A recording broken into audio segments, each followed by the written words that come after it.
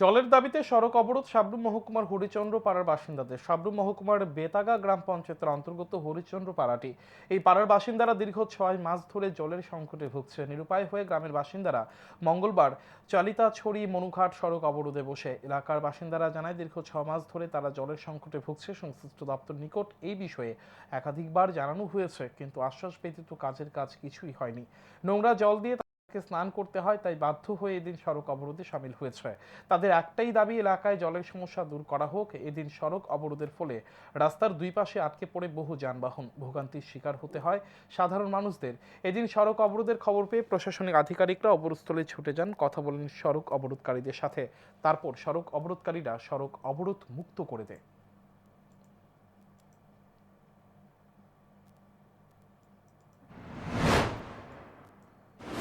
চলে